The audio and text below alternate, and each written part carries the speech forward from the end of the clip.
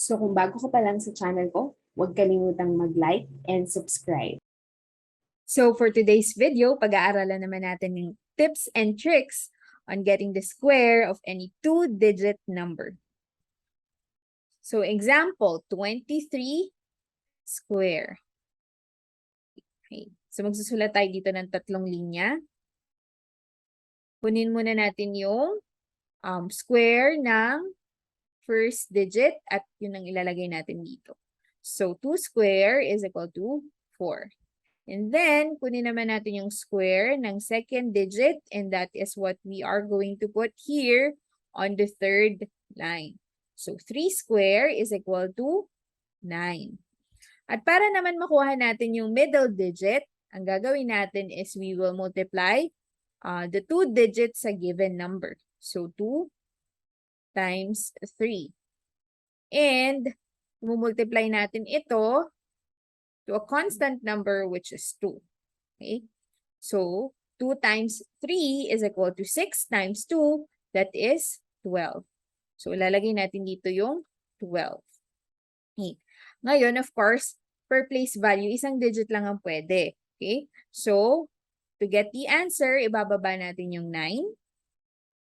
And then, we bring down 2, carry 1 to 4, and that will give us 5. So the answer, 23 squared is equal to 529.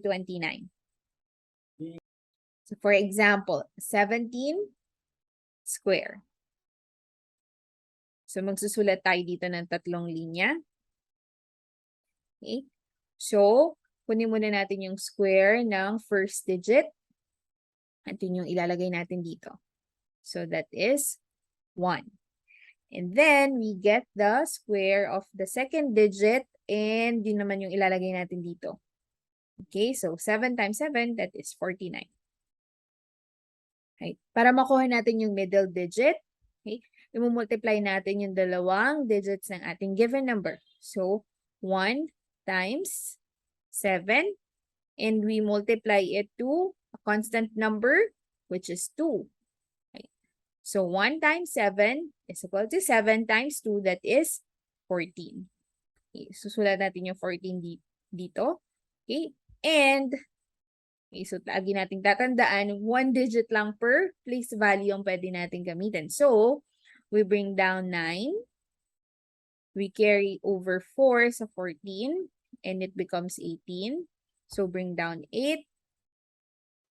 Carry 1 to 1, and we get 2. So, ang sagot, 17 square is equal to 289. For example, 78 square. So, magsusulat tayo dito ng tatlong linya. Okay. Para makuha natin yung first digit, kunin natin yung square ng 7. Okay. So, 7 times 7, that is 49.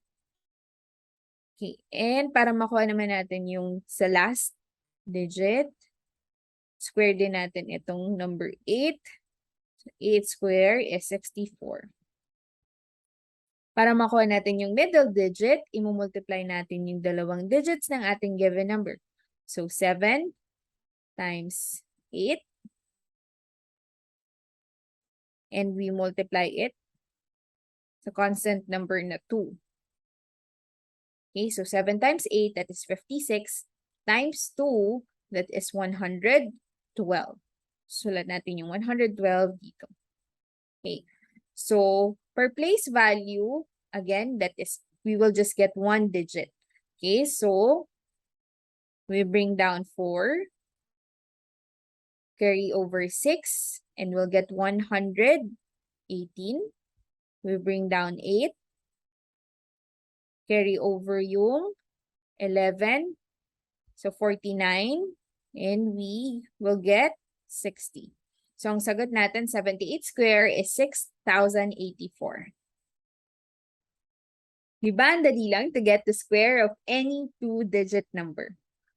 So, kung may mga katanungan kayo, pwede niyong ilagay sa comment below. At kung nagustuhan naman ninyo ang video na to, don't forget to like, share, and subscribe.